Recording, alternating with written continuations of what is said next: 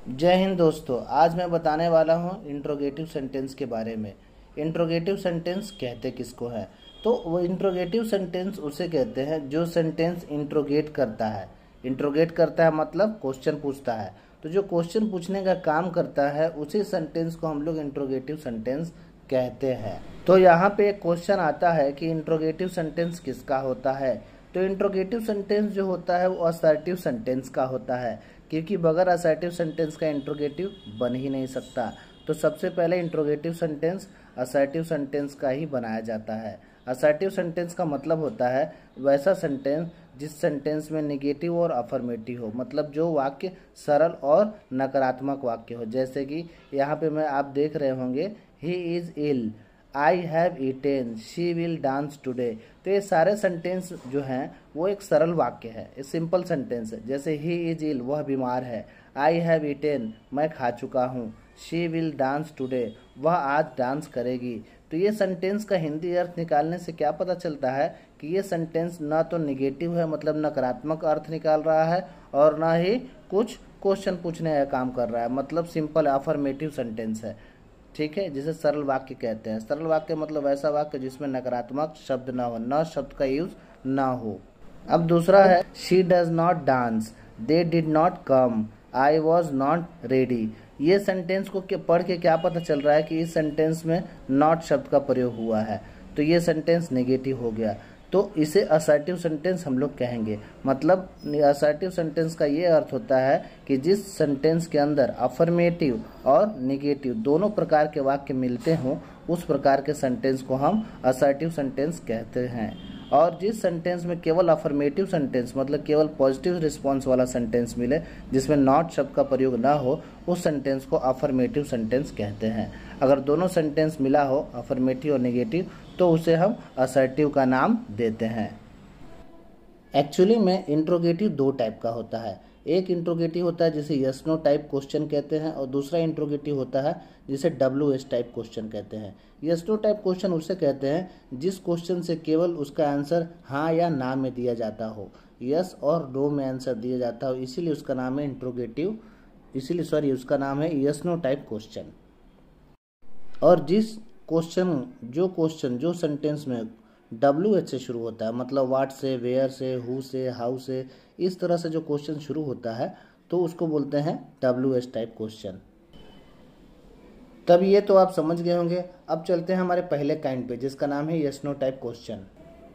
यदि हम सबसे पहले टेंस की बात करें तो सबसे पहला टेंस आता है प्रेजेंट सिंपल, जिसे प्रेजेंट इंडेफिनिट के नाम से भी जानते हैं, जिसके अंतर्गत दो हेल्पिंग वर्ब होते हैं, डू और डज, जिसका प्रयोग निगेटिव और इंट्रोगेटिव सेंटेंस के लिए किया जाता है, न कि अफर्मेटिव सेंटेंस के लिए। तो आइए स्ट्रक्चर्स को देखते हैं कि हमारे पास स्ट्रक्चर क्या कहता है। तो आप यहाँ पे देख सकते हैं स्ट्रक्चर में लिखा हुआ है स्टार्टिंग में डज। ये डज क्यों लिखा हुआ है? क्योंकि यहाँ पे जो सब्जेक्ट है वो ही, शी, इट या सिंगुलर नाउन है। तो जब भी ही, शी, इट या सिंगुलर नाउन का सब्जेक्ट रहेगा तो उसे हम स्टार्टिंग में डज लिख करके इंट्रोगेटिव बनाएंगे।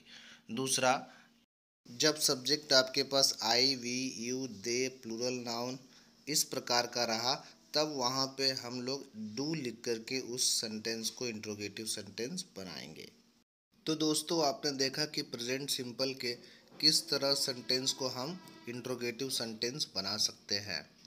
तो ये था आपका यस नो टाइप क्वेश्चन बनाने का स्ट्रक्चर। तो अब कुछ एग्जाम्पल्स को भी देख लेते हैं। तो आपको एग्जाम्पल में देख के ये पता चल रहा होगा कि सारे के सारे सेंटेंस में स्टार्टिंग में डू और डज का प्रयोग हुआ है, जो कि इस सेंटेंस को इंट्रोगेटिव का रूप दे रहा है। तो इस तरह से हम किसी भी सेंटेंस का यस नो टाइप क्वेश्चन बनाना हो तो ऐसे हम बना सकते हैं। तो अब चलते हैं नेक्स्ट, जिसका नाम है WH टाइप क्वेश्चन। तो WH टाइप क्वेश्चन के स्ट्रक्चर में बस इतना ही फ़र्क होता है कि इस स्ट्रक्चर के आगे WH का वर्ड लग जाता है। जैसा यस नो टाइप क्वेश्चन का स्ट्रक्चर होता है सेम टू सेम वैसे ही होता है, बस उसी के आगे केवल WH का वर्ड लग जाता है। हाँ दोस्तों, इसमें एक और है कि अगर इस सेंटेंस को पूरा स्ट्रक्चर के अनुसार आप राइट सॉल्व करते हैं, राइट बनाते हैं, और लास्ट में क्वेश्चन मार्क लगाना अगर भूल जाते हैं तो ये सेंटेंस पूरा का पूरा गलत हो जाएगा। इसलिए लास्ट में क्वेश्चन मार्क लगाना अति आवश्यक है। तो अब इसके एग्जाम्पल्स को देखते हैं। तो आप यहाँ पे देख सकते हैं कि यहाँ पे जो भी सेंटेंस दिया हुआ है सारे के सारे सेंटेंस WH से स्टार्ट हो रहे हैं, मतलब वेयर से, व्हेन से, व्हाट से और हाउ से, जो कि प्रेजेंट सिंपल का सेंटेंस है। कौन सा सेंटेंस? Interrogative sentence. इंट्रोगेटिव में कौन सा? WH टाइप क्वेश्चन का इंट्रोगेटिव सेंटेंस। तो अब बात करते हैं पास्ट सिंपल टेंस की, जिसका दूसरा नाम पास्ट इंडेफिनिट भी है। तो अब इसके अंदर आने वाले यस नो टाइप क्वेश्चन का स्ट्रक्चर और क्वेश्चन भी देख लेते हैं। इसके अंदर हेल्पिंग वर्ब एक ही होता है जो कि डिड होता है। ये सिंगुलर और प्लूरल दोनों के लिए एक ही हेल्पिंग वर्ब यूज़ करते हैं, जिसके वजह से इसका स्ट्रक्चर होता है did plus subject plus V1 और लास्ट में क्वेश्चन मार्क। तो इसका सेंटेंस बनता है did I go, did they win the match, did he kill a bird, did he do. तो इस टेंस के इंट्रोगेटिव स्ट्रक्चर में स्टार्टिंग में जब डिड लग जाता है तो इसका वर्ब वन मतलब वर्ब फर्स्ट हो जाता है। इसी तरह इसमें WH का वर्ड लगा के WH टाइप क्वेश्चन भी बनाया जा सकता है। तो मैं यहाँ पे एक्सरसाइज के माध्यम से आपको क्वेश्चन दे रहा हूँ ताकि आप अपने आप को चेक कर सकते हैं कि आपने इंट्रोगेटिव सेंटेंस के बारे में कितना सीखा।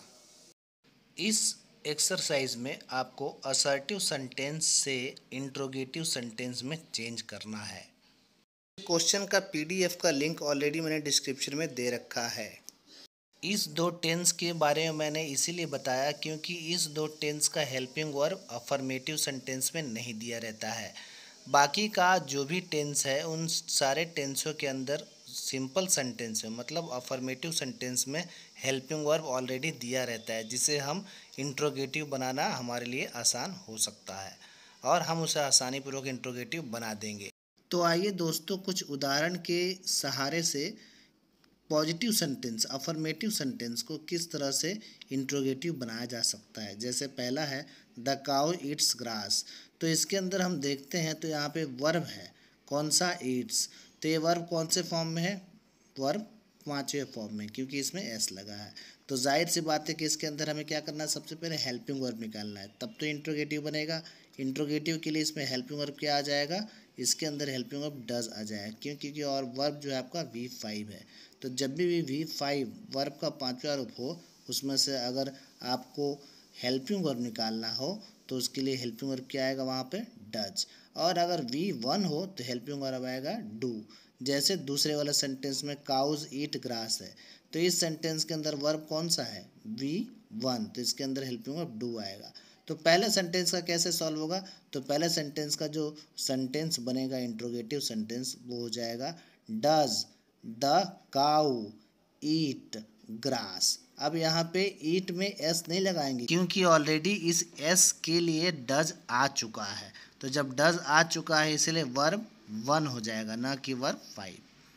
तो इस तरह से प्रेजेंट सिंपल या प्रेजेंट इंडेफिनिट के अफर्मेटिव या असर्टिव सेंटेंस को हम इंट्रोगेटिव सेंटेंस बना सकते हैं। और इसका लिंक PDF लिंक एक्सरसाइज 48 के नाम से दिया हुआ है।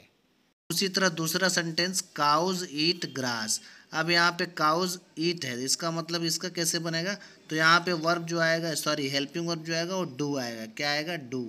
Do cows eat grass. यहाँ पे तो वर्ब ऑलरेडी V1 पहले से ही है तो इसमें कुछ नहीं करना है। तो क्या होगा इसका? Do cows eat grass. तो दोस्तों इस वीडियो को लाइक करो या ना करो मैं तो नहीं बोलूँगा, लेकिन केवल इतना बोल सकता हूँ कि सब्सक्राइब ज़रूर कर लेना, ताकि जो मेरा नेक्स्ट वीडियो आएगा वो आपको सीखने में जानने में हेल्प करेगा। तो मेरा ये वीडियो बनाने का उद्देश्य केवल आपको बताना है, केवल आपको सिखाना है, ना कि उसका उद्देश्य लाइक पाना है। अगर आपको अच्छा लगेगा तो आप तो ऑलरेडी ऐसे ही लाइक कर दीजिएगा, मुझे बोलने की आवश्यकता नहीं है। और लाइक करने का मतलब है कि आप दूसरे को शेयर भी कर दीजिएगा, तो ये तो आपके ऊपर डिपेंड है। तो मिलते हैं दोस्तों नेक्स्ट वीडियो में नेक्स्ट टॉपिक के साथ, तब तक के लिए बाय बाय।